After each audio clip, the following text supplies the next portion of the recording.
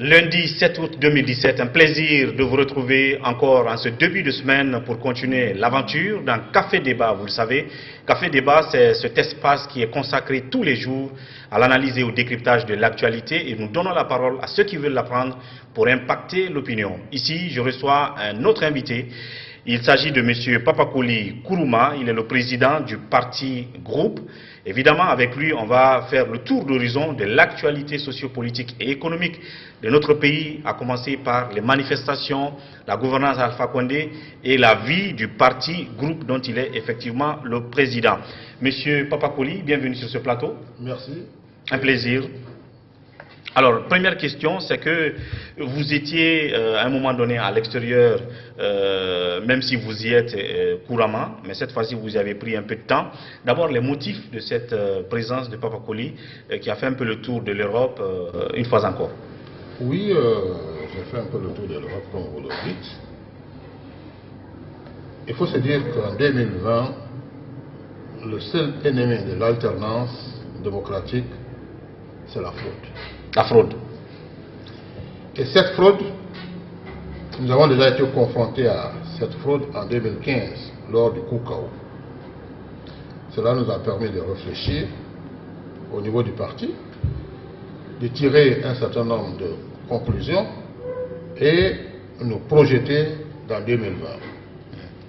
Aujourd'hui, nous sommes conscients que le fichier électoral est tout patrouillé.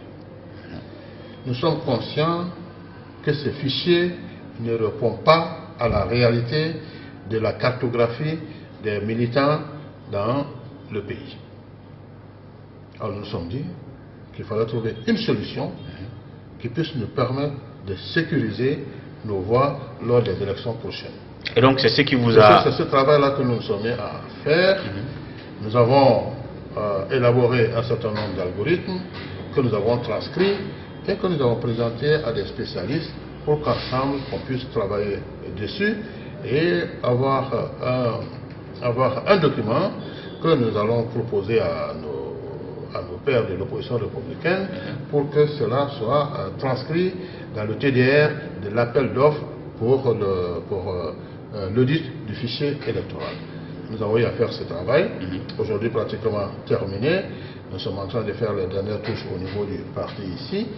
Et je pense que si on tenait compte de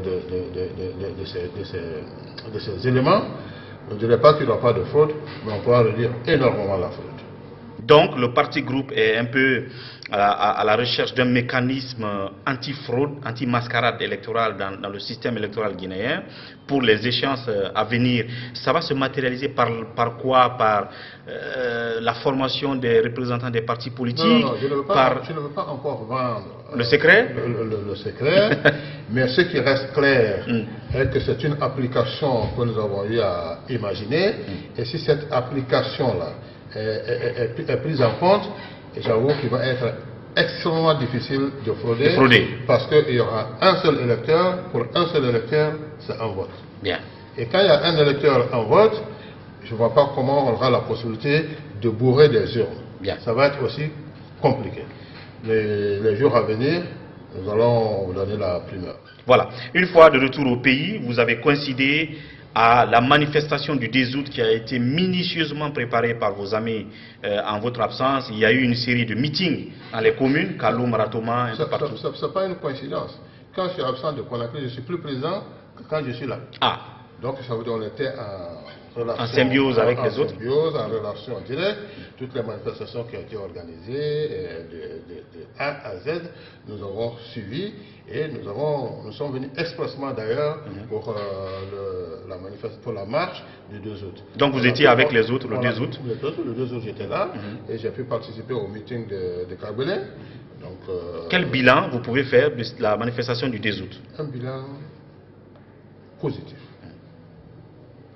Parce qu'il faut se dire la vérité, c'est une manifestation historique. C'est une manifestation qui a permis de démontrer la force de l'opposition républicaine. C'est une manifestation qui a permis de démontrer qu'on est capable d'organiser une manifestation pacifique et civilisée. Non seulement il y a eu la mobilisation, il y a eu de la discipline, et c'est aussi une manifestation qui a permis de démontrer qu'on peut avoir des relations de bonne cohabitation avec la sécurité, avec les forces de sécurité. Et ça, c'est surtout quand c'est autorisé en amont. Mais non, justement. On a toujours vu que quand ça n'a pas été autorisé et que vous avez forcé la situation, il y a eu des dégâts. Mais pourquoi on a forcé? Pour forcer, il faut que quelque chose vous barre la route. Mais si on vous barre la route de façon injuste, de façon qu'on ne soit pas en mesure d'expliquer, qu'on nous dise quels sont les mobiles du refus, il y a de quoi qu'il y ait un choc. Mais je crois qu'à partir du moment où le gouvernement a compris que la marche est un droit, elle est constitutionnellement autorisée, moi, je pense qu'il n'y a pas de choc. Il n'y a pas d'erreur, et tout se passe dans les règles de l'art. Et quand vous parlez... Le 16 août passé, vous avez vu la marche qui s'est passée, la marche pacifique. Vous avez vu aussi le 2 août de cette année, la marche. Ça veut dire qu'on peut organiser une marche pacifique. Mais quand vous parlez de discipline, là aussi, il faut relativiser. Parce qu'on a vu par exemple les sections motards de votre cortège où il y a eu un mort.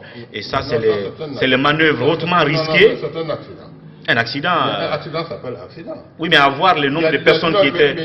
On a vu des gens à 5 sur une moto ce jour-là. Il y en a qui parlent de la présence des mineurs. Il y en a qui parlent de la présence des mineurs dans vos rangs. Mettez ça sur le compte de l'imprudence juvénile.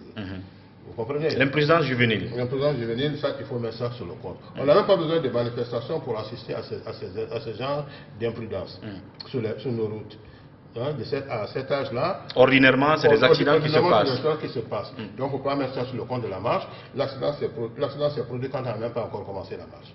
Peut-être ça s'est passé dans le cadre de la marche, mais on n'a même pas commencé. C'est le seul cas regrettable. C'est le seul cas regrettable, et je profite de l'occasion pour présenter toutes mes condoléances à la famille éplorée. Mais il faut se dire que prochainement, on va prendre toutes les dispositions. On ne dira pas qu'on ne va pas faire marcher les motards, mais on fera en sorte qu'ils occupent un espace bien défini et ordonné. Bien. Donc vous êtes satisfait de cette mobilisation du 2 août. En ce qui concerne les discours maintenant, à l'arrivée, parce que c'était l'esplanade du stade du 28 septembre, on a l'impression que ce sont les mêmes messages, ce sont les mêmes discours politiques que vous avez reconduits depuis des années. Est-ce que ça peut faire effet sur la gouvernance Alpha Condé? Est-ce que ça peut atteindre la cible, vos discours qui ne sont plus nouveaux et que c'est les mêmes qu'on reconduit? La répétition est pédagogique. Il faut répéter le message, le même message, pour que tout le monde s'approprie du contexte réel du message. Moi, je pense que donc la répétition n'est pas mauvaise en soi. Au contraire, c'est une pédagogie. Ça veut dire que la situation perdure. Bien. Si toutefois la gouvernance d'Alpha avait changé, on aurait changé de discours. Mais si de 2010 jusqu'à maintenant, on n'a pas changé de discours, ça veut dire que la gouvernance d'Alpha Condé n'a pas évolué. Donc ça justifie d'ailleurs pourquoi les messages sont encore les mêmes.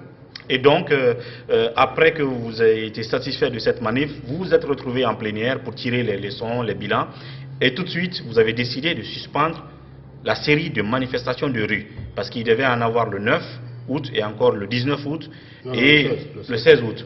Donc la raison que vous avancez, c'est de permettre aux pèlerins de rallier la Mecque. Mais est-ce que c'est une raison, je veux dire, assez crédible politiquement? Est-ce que c'est pas parce qu'entre-temps, Alpha Condé vous a encore demandé de lui faire confiance une fois encore, parce qu'il a sorti un communiqué dans lequel il réaffirme son engagement d'appliquer les accords passés, présents et futurs, et a même demandé à la CENI de présenter dans un bref délai un chronogramme? Est-ce que ce n'est pas à cause de ça, en réalité, que vous arrêtez les manifs? Si ce communiqué-là devait nous retenir, il n'y aurait pas eu de marche le 2 août. C'est vrai que c'est avant quand même la marche du 2 août. C'est avant la marche du 2 août. Donc la marche du 2 août s'est bien tenue. Et il y a un second aspect. Quant à la marche du 9, exactement, le 9, il était question de marcher sur la corniche nord.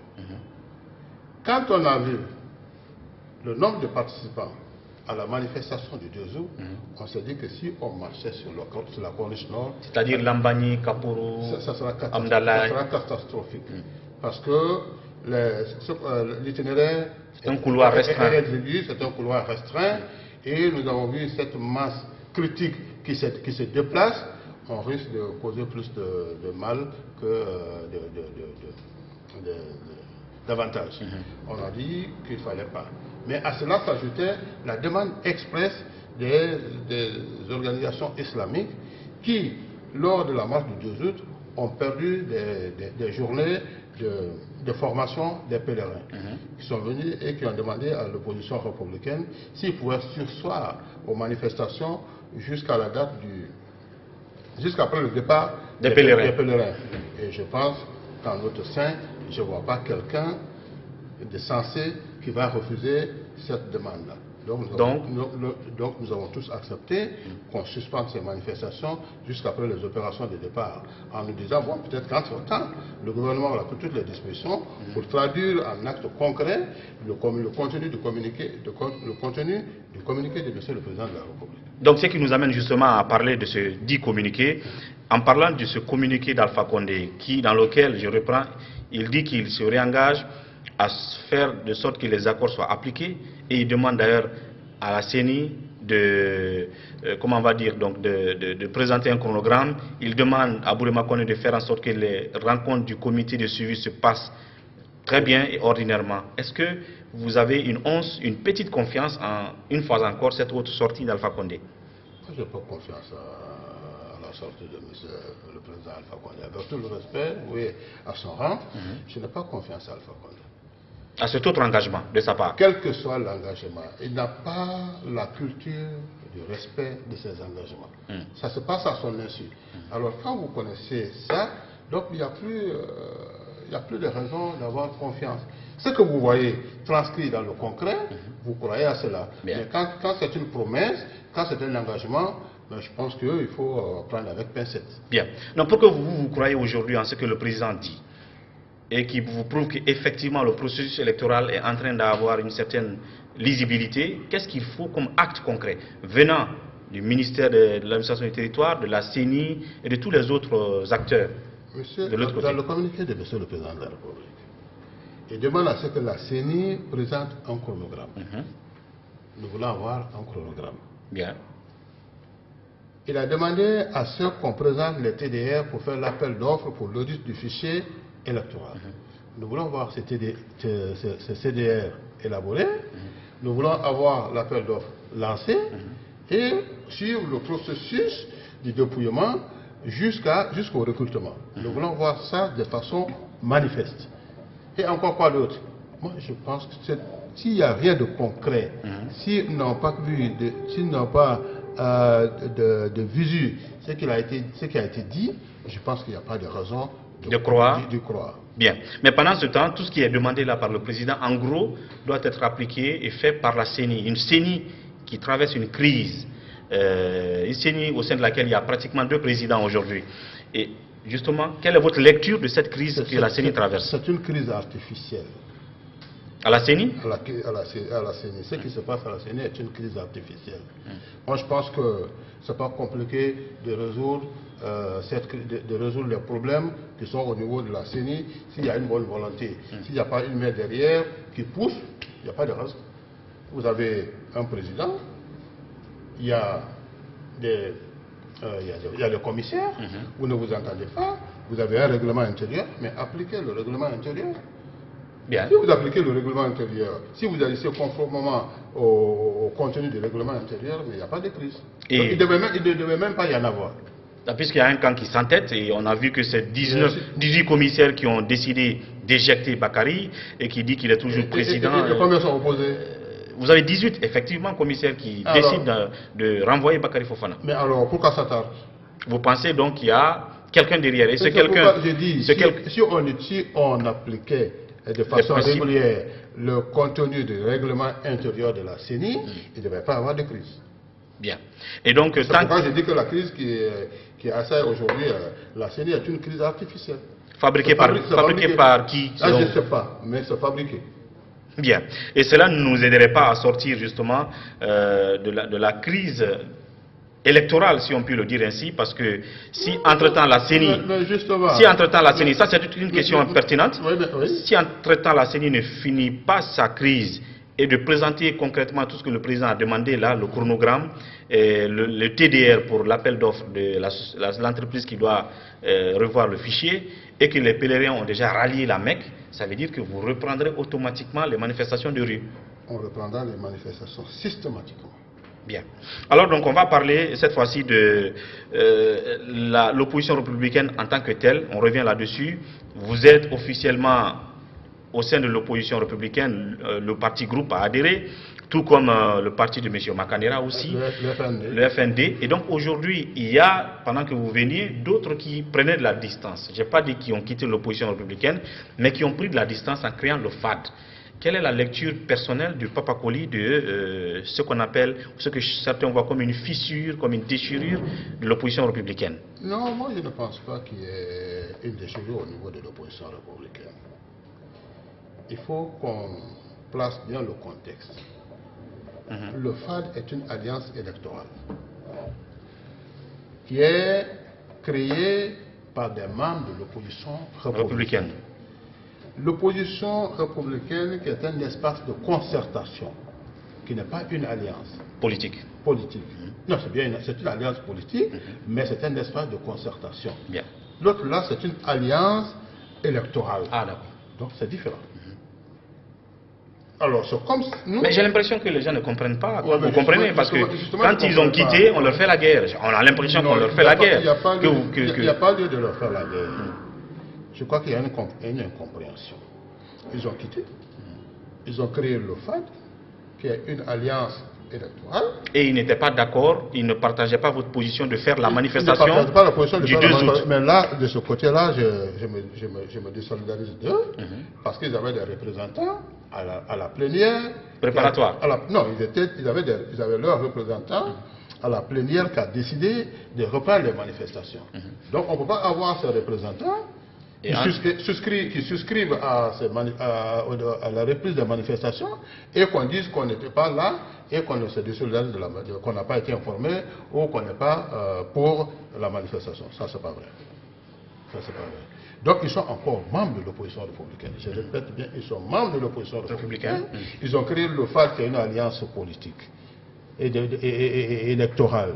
Nous aussi, nous avons ce qu'on appelle la CAS, la coalition anti-système. Effectivement, la CAS, vous, Makanera et d'autres partis. Et d'autres partis, qui est une alliance électorale. Il y a aussi UDG et l'UFDG, qui est une alliance électorale. Donc, il n'y a aucun mal en cela.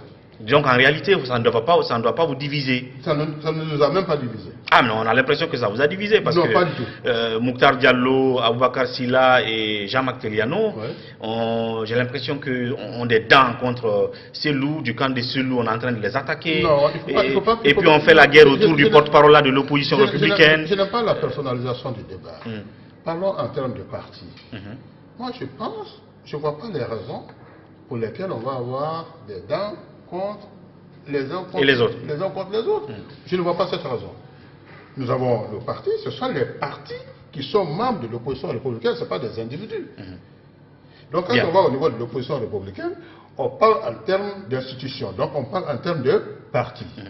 Donc, UFC de Aboubakar Silla, le parti de Mokhtar, celui de RDIC de Jean-Marc Teliano, se sont associés pour créer une alliance électorale. Bien. Donc ça ne pose aucun problème. Quant à la question de porte-parole, là, moi je pense que c'est une question qui ne devrait même pas se poser. Dans la mesure, depuis longtemps, le ministre Aboubakar Silla a demandé plusieurs fois à M. Alucène Makanera d'assumer désormais le rôle de porte-parole parce qu'il voulait s'occuper de son parti. Mais pas plus tard que le samedi passé, il disait qu'il est membre de l'opposition républicaine, porte-parole de l'opposition républicaine jusqu'à preuve du contraire. Oui, parce qu'il n'y a pas eu encore un acte officiel pour dire que Makanera remplace Aboubakar Silla et il est désigné comme porte-parole. C'est une question d'acte. Ce n'est pas une question de venir occuper le poste. Moi, je pense que le poste, il y a plus longtemps qu'il a manifesté le désir de rendre ce poste. Donc votre lecture de la chose, même si aujourd'hui vous avez des divergences de vues sur une démarche de l'opposition, c'est-à-dire marcher dans les rues le 2, mais ça ne veut pas dire qu'un de ces jours vous ne pouvez pas vous réunir une fois encore autour d'autres démarches de l'opposition républicaine. La démocratie est fondée sur la contradiction. Il n'est pas dit qu'on doit forcément s'attendre sur l'ensemble des questions. Il peut arriver qu'on ait une divergence de point de vue par rapport à un certain nombre de questions. Mais si on n'est pas d'accord, mais on s'abstient. Bien. Cela ne veut pas dire qu'on n'est pas membre de l'opposition. Ou que vous êtes des ennemis. Moi, je peux aller, tout à l'heure, il y a une décision qui a été prise au niveau, il y a une question qui est posée au niveau de l'opposition républicaine. Il y a un repli. Je demande à mes militants ne veulent pas. Bien. Alors quand je viens au niveau de l'opposition républicaine, je donne l'avis de mes militants. Si la décision est prise contre l'avis de mes militants, ou je souscris, ou je m'abstiens. Donc cette possibilité-là est donnée aux uns et aux autres. Donc il n'y a pas de raison qu'on diabolise la création du FAD. Au contraire, donc, on doit pouvoir applaudir le FAD. En un mot, Papa Koli pense que la prophétie d'Alpha Condé n'a pas été réalisée, comme quoi il allait finir avec l'opposition guinéenne, la diviser, la disloquer, et que c'est l'impression que ça donne aujourd'hui. Moi, je regrette si on prend ça du côté négatif. Un président de la République sérieux voudra qu'il n'existe pas d'opposition. Face à lui. Oui, face à lui. Dans une démocratie. Dans une démocratie de façon positive. Qu'est-ce que ça veut dire? Ça veut dire qu'on prend en compte cette opposition, on l'intègre dans notre politique pour nous permettre d'avancer. Parce que quoi qu'on dise, un président de la République n'est pas élu à 100%. Même s'il est élu à 59, à 60 ou à 99,99%, il y a 1% qui n'a pas voté pour lui. Donc il a l'obligation de manager ces 1% qui n'ont pas voté pour lui, pour que ceux-ci-là adoptent sa politique, pour qu'on l'applique, et allant dans le sens du bien-être des populations.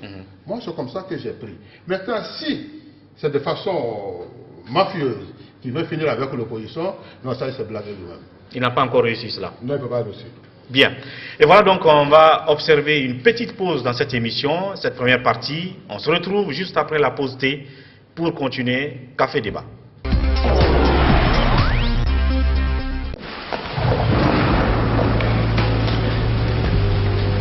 Il existe des choses qui nous donnent la force et l'audace d'aller au-delà de notre imagination. Le thé Akbar. Le thé Akbar est fabriqué en utilisant uniquement les feuilles soigneusement sélectionnées en provenance de Ceylon. La qualité du thé Akbar a été évaluée selon les normes les plus strictes par des experts en dégustation qui se sont appuyés sur près d'un siècle d'expertise dans ce domaine. Premier producteur de thé, vous pouvez faire confiance à la famille Akbar pour vous garantir votre santé. Seule la meilleure tasse de thé peut vous procurer de la fraîcheur. Thé Akbar, le leader mondial. Merci donc de nous retrouver dans cette deuxième partie de Café Débat, et comme vous le constatez, qui reçoit comme invité en ce lundi M. Papa Koli Kourouma, président du parti Groupe. En première partie d'émission, nous avons parlé de sa tournée récente en Europe. Évidemment, le but, comme il l'a dit, c'est de rechercher la mise en place d'un mécanisme qui permettrait au parti Groupe, mais à l'ensemble de l'opposition, d'éviter des fraudes pour des élections à venir. Et puis on a parlé de la crise à la CENI. Parlons à présent de la gouvernance du président Alpha Condé jusqu'à date, économique, politique, ainsi de suite, à moins que vous n'ayez d'autres choses à rajouter sur le processus électoral, les accords politiques qui font débat depuis plusieurs années maintenant. Oui, il n'y a pas de problème. Allons-y. Bien. Suivant votre fil conducteur. Parlons donc de la gouvernance du président Alpha Condé. Vous avez été dans le système à un moment donné, ministre à plusieurs reprises, conseiller d'Alpha Condé à la présidence, donc vous connaissez le système. Vous avez aujourd'hui un mouvement, une alliance CAS, c'est-à-dire coalition anti-système, donc contre le système pour lequel vous avez travaillé à un moment donné. Que pensez-vous une fois encore de ce même système en 2017, alors que les institutions de Bretton Woods donnent un peu une visibilité positive de la croissance économique, et Alpha Condé lui-même dit avoir donné beaucoup d'infrastructures à la Guinée, hôtelières, routières, ainsi de suite. Que pensez-vous du système? Ça me fait amuser. Parce que je vais d'abord commencer par vous dire qu'est-ce que nous appelons le système. Parce que j'ai l'impression que jusqu'à maintenant, les gens n'ont pas compris ce que nous avons appelé système et ce contre quoi nous voulons lutter. Bien.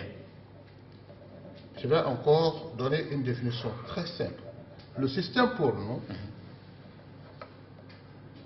c'est l'ensemble des comportements individuels ou collectifs qui agissent contre le développement. Bien. C'est ce que nous avons appelé système.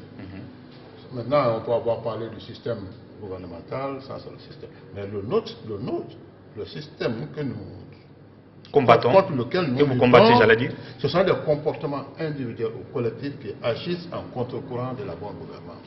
Bien. Il faut que ça soit clair. Parce que dès qu'on parle du système, non, on dit que vous n'avez pas partie du système. Non.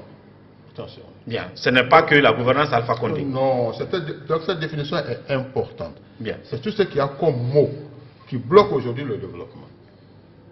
Imaginez-vous, je prends juste un exemple. Vous avez la fonction publique. Au niveau de la fonction publique, aujourd'hui, on a un nombre pléthorique de travailleurs. Les bureaux sont pleins, personne ne travaille. En réalité, on n'a pas besoin de tout ce monde. À la fonction publique. À la fonction publique. L'État fait semblant de payer, les travailleurs font semblant de travailler. Résultat, une fonction publique inefficace. Chaos. Une fonction improductive. Publique, improductive. Nous parlons toujours de la fonction publique. Vous voyez un monsieur qui quitte une maison, chambre et salon, il bénéficie d'un décret. Un mois après, il achète une villa à plusieurs centaines de millions de francs guinéens. Ce n'est pas le fait d'acheter, mais c'est le fait que ça se passe devant tout le monde et personne ne s'interroge. Le fait que personne ne s'interroge est plus grave que le fait d'acheter une villa. Pour quelqu'un qui est devenu ministre et qu'après 2 jours... Ministre ou directeur, après 3 mois, vous le voyez acheter une maison. Et vous trouvez ça normal.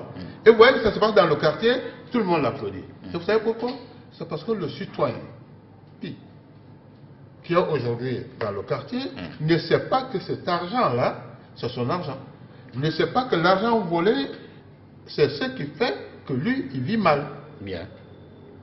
C'est ce que nous avons décidé d'expliquer aux populations qui comprennent que chacun devient le gendarme de la République. De la chose publique. De la chose publique. Mais sinon, c'est facile. Bien. C'est courant. Sinon, quand vous prenez le fonctionnaire qui n'a pas plus de 2,5 millions de salaire, qui roule dans une voiture de 150 millions, qui construit 4, 5, 6, 7, 8 étages, à hauteur de plusieurs milliards de francs guinéens. Il n'est pas commerçant, il n'est pas producteur. Pas homme d'affaires. Il n'est pas homme d'affaires. Au vu et au su de tout le monde, aucun service ne se pose la question. Comment il fait? Est-ce qu'il vole? Est-ce que c'est normal? Quelles sont ses sources de revenus? Personne ne sait. Et personne ne s'interroge. C'est ce que nous avons appelé le système. Bien. Quand vous partez au ministère des Finances, toutes les directions, dans tout le circuit financier, chaque point de signature est un point de payage. Vous payez, vous passez. Vous n'avez pas payé, le dossier reste bloqué. Ici. Et c'est ce qu'on appelle en Guinée lourdeur administrative. Ce n'est pas seulement la lourdeur administrative. Ça, en fait, ce qui est caché derrière la lourdeur administrative. Il y a autre chose qui accompagne la lourdeur administrative. Quand vous voyez des dépenses hors budget, on ne donne pas la source. Vous voyez des dépenses sur fonds qui n'ont pas été budgétisées. Personne ne se pose la question. À l'élaboration du budget, vous remarquez qu'il y a des services de recettes qui ne sont pas répertoriés. Un certain nombre de recettes de la République qui ne sont pas déclarées. Donc des déperditions fiscales. Et vous voyez des députés qui votent ça et ça passe de façon avec un vote mécanique. Quand l'Assemblée nationale, qui a l'obligation de veiller sur le fonctionnement du gouvernement et de contrôler, s'il s'agit d'un budget, le fait passer le budget comme si c'était à la poste. Vous pensez que c'est normal? Vous pensez que ça se passe dans un pays normal? Bien. Je dirais non. Aujourd'hui, les présidents deviennent dictateurs parce que nous avons affaire à une population analphabète. Nous avons affaire à une population qui ne connaît pas comment un gouvernement doit fonctionner, comment une présidence fonctionne, comment est-ce qu'une assemblée nationale fonctionne. Mais il faut, c'est du temps, il faut prendre du temps. Nous sommes dans une démocratie nouvelle. Il faut expliquer cela. Ça doit pouvoir passer par l'information et de façon continue. C'est pourquoi d'ailleurs c'est l'une des raisons d'ailleurs qu'on ne change pas de discours. Bien. Parce que jusqu'à maintenant les gens n'ont pas compris. Donc, peut-être que l'année prochaine, les gens vont commencer à comprendre, à se poser des questions. Mais le monsieur l'a acheté ici. Il vient d'être nommé directeur, il a pris ça haut. Lui, il était là, il vient d'être nommé ministre. Aujourd'hui, il vient d'acheter une villa. Une villa. Et maintenant, il y a les militaires en face de la villa. Mais en combien de temps il a pu acheter cette villa? Oui. Mais il faut qu'on se pose la question. Vous avez déjà une situation, un cas à côté de vous ici. Et on n'en a fait qu'à. Le ministre de l'enseignement. Dans la commune de Matoto, vous avez annoncé, mais il faut qu'on cherche. Notamment le ministre de l'enseignement pré-universitaire, le tout nouveau ministre. Mais là aussi, il ne faut pas qu'on accuse. Il faut qu'on apporte des preuves irréfutables pour dire que cela est une réalité. C'est pourquoi dans l'outil, dans l'instrument de lutte contre le système que nous avons élaboré, que nous avons appelé le 3D, il faut une dénonciation objective. Donc, vous êtes aussi un parti d'investigation. Donc, si on doit dénoncer quelque chose, il faut que la dénonciation soit objective. Donc, en conclusion, est-ce que le ministre Papakouli ou l'ancien ministre Papakouli est en train de dire que les raisons qui l'ont amené, donc qui vous ont amené à quitter le système Alpha Condé, sont encore plus réelles aujourd'hui, plus palpables, et que vous vous réconfortez de la triste gouvernance d'Alpha Condé aujourd'hui? Mais très réconforté. Très réconforté. Je pense que je n'ai pas eu tort. La mauvaise gouvernance se renforce. La mauvaise gouvernance se renforce. L'enrichissement illicite se renforce. J'ai même dit que le monsieur le président Alpha Condé, en arrivant en 2010, était de bonne foi. Mais quand... Et c'est de bonne foi que vous aussi vous l'avez accompagné en 2010. C'est très bonne foi. Quand le système a fini par se saisir de lui, j'ai compris qu'il ne pouvait plus rien faire pour la Guinée parce qu'il a plongé dans le fonctionnement du système. Il est difficile de le sauver. Donc Alpha Condé est possédé, non, il est possédé par le système. Maintenant, le système s'est saisi de lui pour le sortir de là. Je crois que même les caterpillars ne pourront pas. Donc j'ai trouvé ça, la solution, c'est l'alternance. C'était de quitter et de venir lutter contre le système. Et la solution contre tout ça, c'est l'alternance en 2020. C'est nécessaire. Voilà donc un peu le diagnostic, une fois encore, fait par M. Papakouli de cette gouvernance d'Alpha Condé, effectivement. Et on va parler cette fois-ci de la vie de votre parti, c'est très important. Le parti groupe dont vous êtes le président aujourd'hui. Et en attendant qu'on ait une lisibilité claire sur quand est-ce qu'on va tenir les élections locales, est-ce qu'il y a la confiance qu'on tienne les législatives en 2018, mais la vie de votre parti aujourd'hui sur le territoire national, à l'extérieur et en prélude à ces élections, est-ce que le parti a des candidats qui sont prêts sur le terrain à se saisir des communes, des districts? Bien sûr. Le parti se porte très bien. Comme vous le savez, il est implanté sur l'ensemble du territoire guinéen. Il est aussi implanté à l'extérieur. Mais parlons de l'intérieur. Il n'y a pas une seule préfecture, il n'y a pas une seule sous-préfecture où vous pouvez aller sans avoir une structure du parti. Okay. Il y a un SEBA, au moins vous trouverez un SEBA dans n'importe quelle localité de la République. Le SEBA pour nous, c'est le conseil exécutif de base. Bien. Qui représente les structures de base et c'est l'ensemble de ces SEBA qui forment chez nous le CC, qui est le conseil exécutif de section. Donc il y en a partout. Aujourd'hui, nous avons des candidats que nous allons présenter partout pour les élections locales. Maintenant, quant à la tenue des élections législatives, il n'y a pas de question à se poser. Les élections législatives doivent pouvoir se passer en 2018. Vous savez, il y a une chose que les gens oublient. Ceux qui ne comprennent pas se disent, mais pourquoi l'opposition marche toujours pour les élections, Ceux qui ne comprennent pas est que le calendrier électoral est constitutionnel. Absolument. Une élection qu'on n'a pas tenue à date est une violation de la loi. Un président de la République qui n'est pas capable d'organiser une élection, c'est du parjure.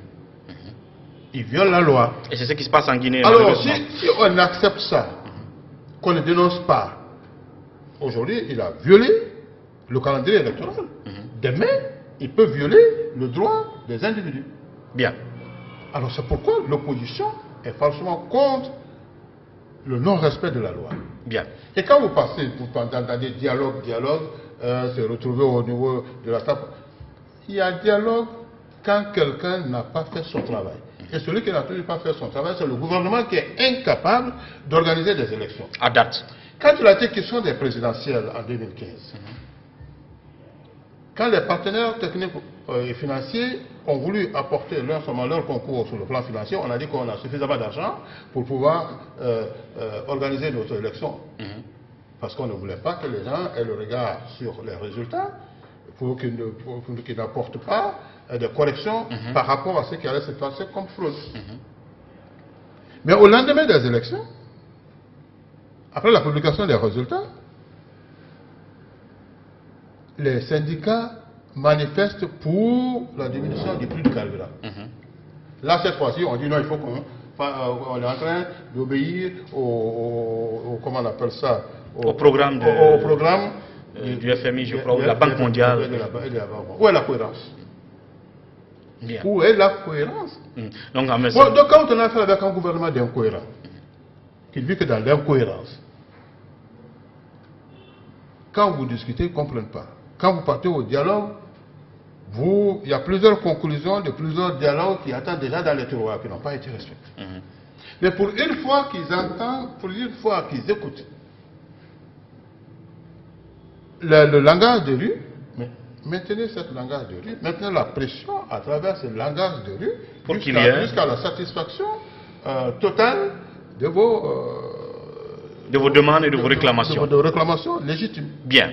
Et donc, on va terminer une fois encore ce plateau par cette autre question, judiciaire cette fois-ci. Vous avez sans doute écouté le ministre Cheikh Sako il y a juste 72 heures sur le massacre du stade du 28 septembre, que le procès se tiendrait avant la fin d'année 2017.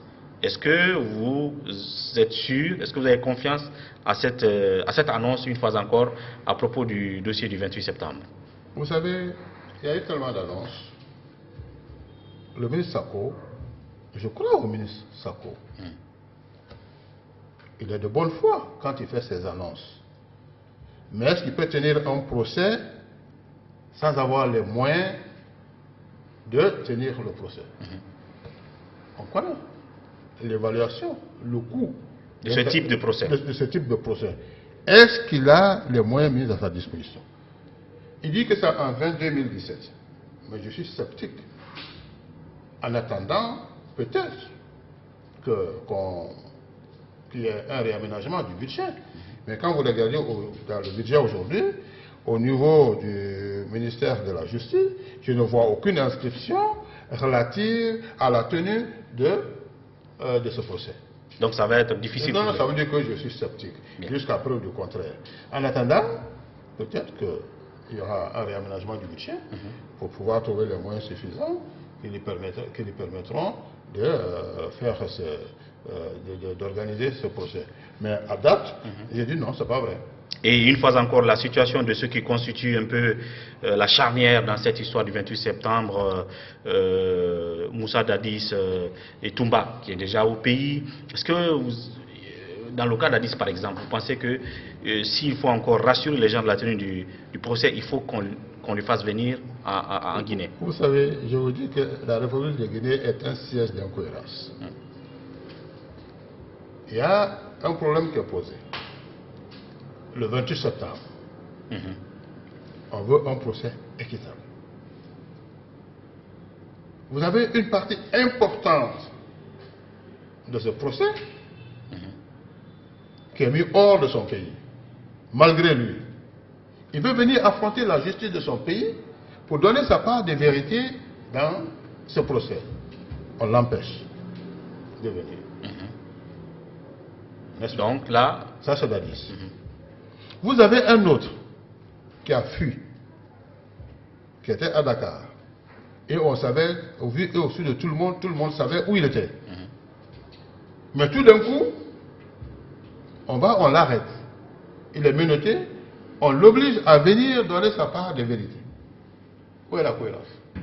Lui, il fuit, l'autre veut venir. Celui qui fuit, on le prend, on l'attache, on l'amène. Celui qui veut venir, on l'empêche, on dit non, tu ne viens pas ici. Où est la cohérence? Donc ça ne donne pas de... Mais c'est de l'incohérence totale. C'est un gouvernement qui ne tire, comment on appelle ça, sa logique réside dans l'incohérence. Bien. Et en même temps, un autre aussi dont le nom a été cité en fin de semaine, de la semaine passée, Thibou Camara. D'ailleurs, le président, finalement, aurait donné son autorisation à ce qu'il se fasse entendre dans le dossier. Vous pensez que ça peut donner aussi un coup d'accélérateur Qui l'a cité?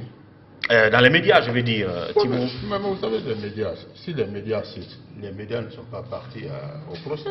Et le président, en tout cas, donne l'autorisation qu'il puisse se faire entendre. Mais tout Guinéen conscient qui a une certaine vérité à dire par rapport à ce procès, pour la manifestation de la vérité, devait se livrer à cet exercice. Bien. Cela ne veut pas dire qu'il est coupable. Cela ne veut pas dire... Mais ça attire des témoignages. Le président Alpha Condé lui-même, il doit témoigner. Il doit être entendu. Il doit être entendu. Parce qu'à l'époque, il était leader. Et c'est eux qui ont organisé la marche. Même si avant, même si il n'était pas là. Après, il a quitté. Mais c'est eux qui ont organisé la marche. Des gens comme Selou ont été écoutés. Jean-Marie Doré a été écouté. Cela ne fait pas de coupables tout de suite. De coupables. Non. Bien. Un mot, en tout cas en une minute, Monsieur Papakoli Kourouma, à l'endroit de ceux qui vous suivent. Ça peut être vos militants, ça peut être l'opinion. Votre mot à dire à eux et à la fin de cette émission. Le mot à dire est qu'aujourd'hui, le professeur Alpha Condé a montré ses limites. Sa politique a échoué. Mais quand on se rend compte qu'on a échoué dans une politique, la meilleure façon, l'honnêteté intellectuelle veut qu'on reconnaisse qu'on a échoué et puis on rend le tablier. Bien. Moi, je pense qu'à la date d'aujourd'hui, le président Alpha Condé devait organiser une élection anticipée pour rendre le tablier. Ça sera très crédible pour lui et on comprendra qu'il voulait, mais il n'a pas pu. Mais si malgré cela, il continue à insister, il continue à évoluer alors qu'il sait qu'il a échoué et il ne peut plus rien, moi je ne pense pas que ce soit une bonne manière pour un opposant historique, pour un démocrate, pour celui qui s'est battu pour l'installation de la démocratie. Donc il faut que les choses changent. Mais je crois que le 1er mai 2015, le président de la République a reconnu qu'il a échoué parce qu'il ne connaissait pas la Guinée, il ne connaissait pas les Guinéens. Mais je crois que ça en dit long. Bien. À partir de ce moment, les Guinéens eux-mêmes devaient pouvoir prendre acte de cette déclaration et sanctionner ça dans les urnes. Mais malheureusement, dans les urnes, la vérité des urnes n'a pas été dite. Bien. Malheureusement. Et c'est pour ça que vous battez aujourd'hui pour avoir un mécanisme qui pourra permettre de sécuriser et de plomber contre la fraude. Bien. Monsieur Papakoli Kourouma, merci d'être passé dans cette émission. À très bientôt. Merci à vous. Merci beaucoup. Merci.